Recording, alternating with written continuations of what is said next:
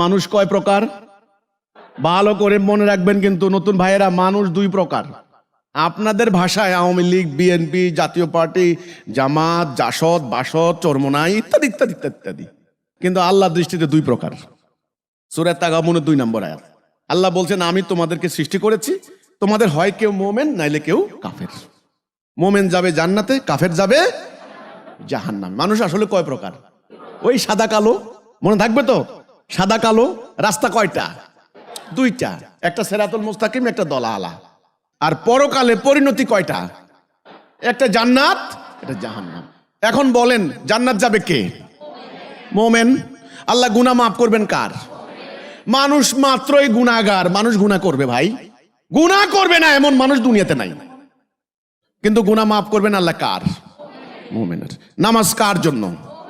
রোজা কার জন্য? হজ কার জন্য? কোরআন খুলে দেখেন, আল্লাহ বলছেন আমি সাহায্য করব কাকে? 5000 মালায়েক মানে ফেরেশতা প্রস্তুত থাকে তাকে সাহায্য করার জন্য। কার জন্য? মুমিন। তাহলে আপনি তো আগে মুমিন হবেন নাকি? কি করলে মুমিন হওয়া যায়? আপনারা মনে করছেন মাদ্রাসা বিরাট ডিগ্রি নিয়ে লম্বা দাঁড়িয়ে দেখলে পাঞ্জাবি একটা পড়লাম আর পাগড়ি একটা পড়লাম আমি পাক্কা মোমেন? নো। কোরআন শরীফ খুলে দেখেন, মোমেনের সংজ্ঞা, কাফের সংজ্ঞা পরিষ্কার দেওয়া হয়েছে। আমার আপনার মন মতো কথা বললে হবে না। সূরা হুজরাত 15 নম্বর আয়াত। সূরার নাম কি?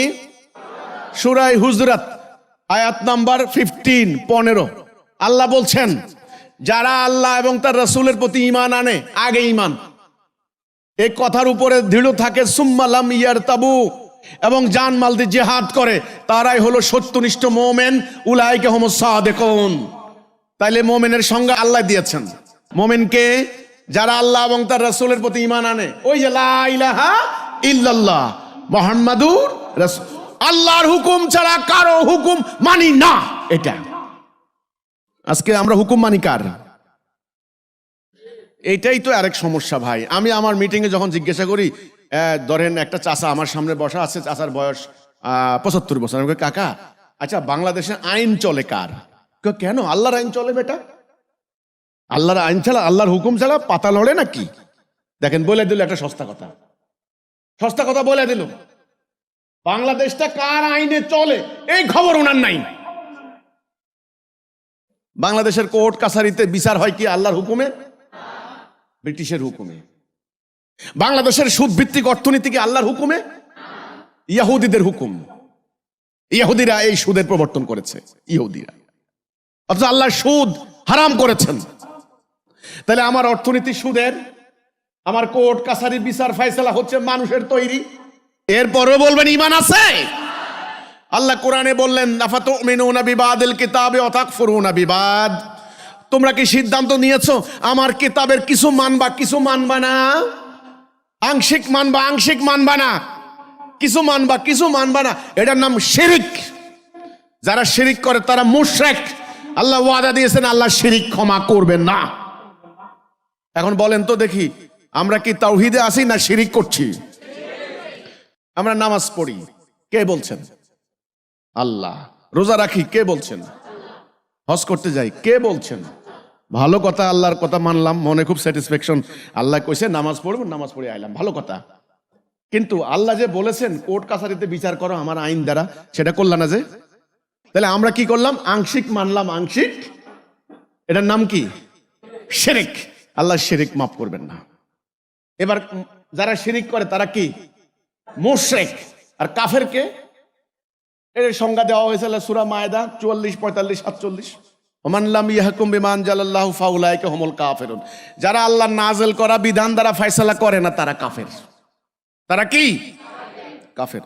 এখন বলেন, আমাদের দেশ, সমাজ, রাষ্ট্র তথা মুসলিম বিশ্ব কি আল্লাহর এই নাযিল করা বিধান দ্বারা ফয়সালা হয়? আমাদের জাতির সংবিধান কি এখন কোরআন? তাহলে কি মুমিন বলবেন এদেরকে? কি বলবেন ভাই? আপনারা বলেন তো দেখি, কি বলবেন? এখন বলেন না গ্রামে যাইয়া বাবারে, দাড়িওয়ালা বাবারে বলেন না আব্বা আপনি কাফের, দেখবেন আপনার কি করে। অথচ আপনি সত্য কথাটাই বলেছেন। এই জায়গায় চলে এসেছে সত্য কথা, এখন আর বলতে পারবেন না। আমি সিম্পল বলে দিলাম, আমরা এখন মোমেন নই, কাফের মোশরেকে পর্যবসিত হয়েছি। এখন কি আপনারা কি কাফের মোশরেক থাকবেন না মোমেন হবেন? ভাই আমার বলি, আমি কিন্তু আপনাদেরকে জোর করছি না, হ্যাঁ? আমার হৃদয়, আমার মন, আমার প্রাণ, আমার আত্মা, আমি সর্ব দিয়ে চেষ্টা করছি সত্যটা বুঝাই দেওয়ার জন্য। বুঝানোর পর আমি আল্লাহর কাছে দোয়া করবো, বাস আল্লাহ আমি খালাস এদের ব্যাপারে আমাকে আর দায়ী করো না আল্লাহ। আমি সত্য কথা বলে দিলাম। আমি জানি আমার উপরে হামলা হবে, আমি জানি আমাকে হত্যা করার ষড়যন্ত্র হচ্ছে, আমি জানি আমার রসুলকে পাথরের আঘাতে জর্জরিত করেছে, তা আমার কপালেও সেটা আছে, এটা আমি জানি। কারণ আমাদেরকে শেখানো হয়েছে মিষ্টি খাওয়ান সুন্নত, মাইর খাওয়া সুন্নত এটা কেউ বলে নাই, ওই সুন্নত কেউ নিবে না। আজও আপনি যদি ইমানের ঘোষণা দেন, লা ইলাহা ইল্লাল্লাহ ঠিক মতো বলেন, মিষ্টি আসবে না, ওই পাথর আসবে।